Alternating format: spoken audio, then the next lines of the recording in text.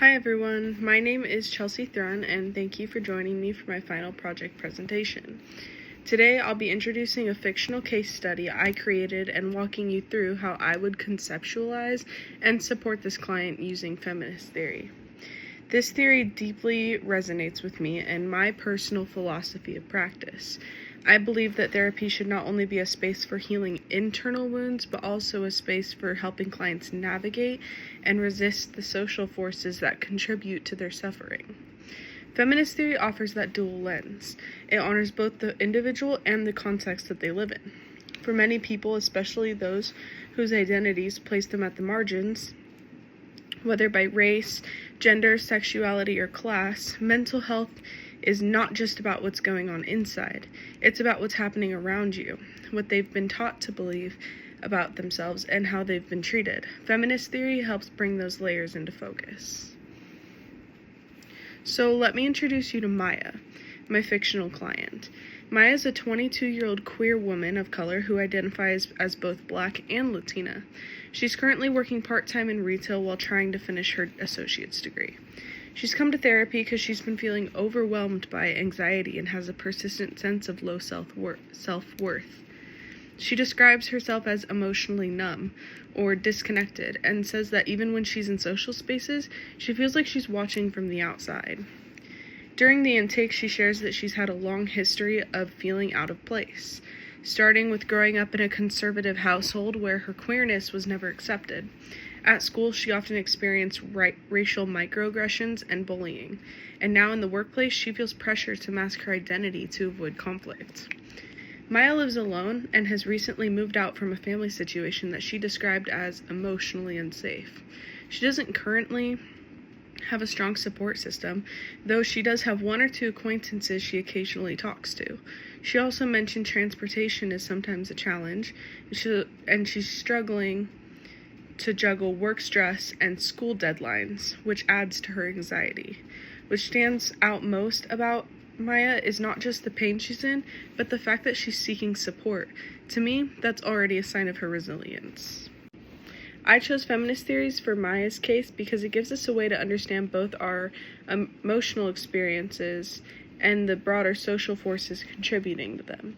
The theory was originally developed in the 1970s during the feminist movement as a challenge to traditional therapeutic models that often ignored issues of power, gender, race, and culture.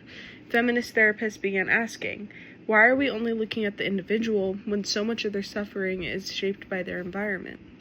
Over time, feminist theory expanded to include intersectionality, thanks in a large part to Black feminist thinkers like Kimberly Crenshaw.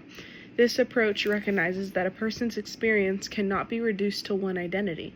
For example, Maya is not just a woman, or just queer, or just a person of color. She's all these things at once, and they interact in powerful ways. The core assumptions of feminist theory include that mental health is shaped by systems of power like patriarchy, racism, capitalism, and heteronormativity. The therapist and client are equals. Therapy is collaborative and empowering. The person is political.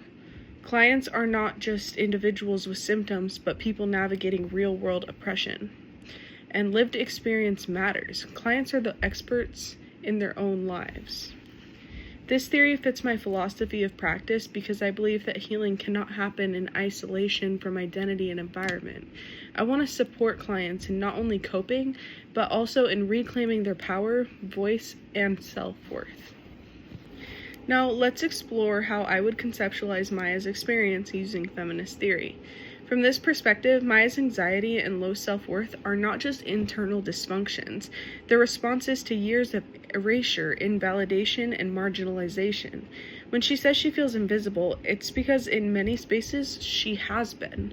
Her emotions are not irrational. They are logical outcomes of repeated harm. Feminist theory helps me see Maya's struggles as deeply contextual.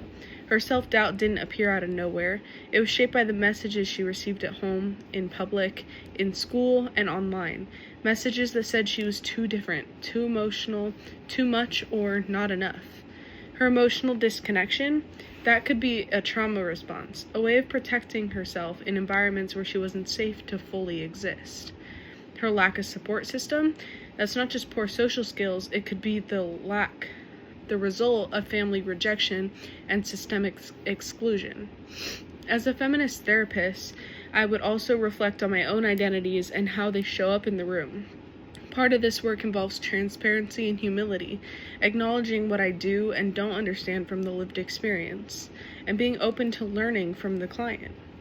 Feminist theory reminds me that Maya's not broken. She's just navigating a world that hasn't always made space for her. My job is to support her in making space for herself.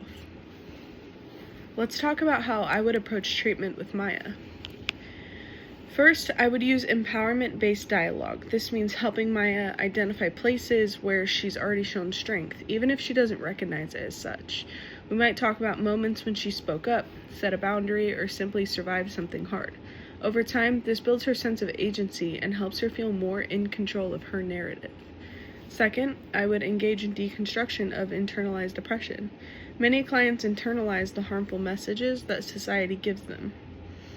For Maya, this might sound like, I shouldn't take up space, or no one will ever fully accept me. And in therapy, we gently unpack where those beliefs came from, and whether they still serve her. We'd work on rewriting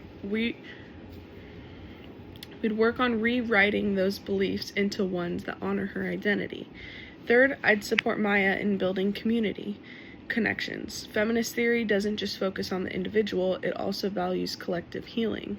I might help her explore LGBTQ+ or BIPOC spaces where she can experience belonging and affirmation, whether that's a support group, online community, or volunteer opportunity. These connections can be powerful sources of strength.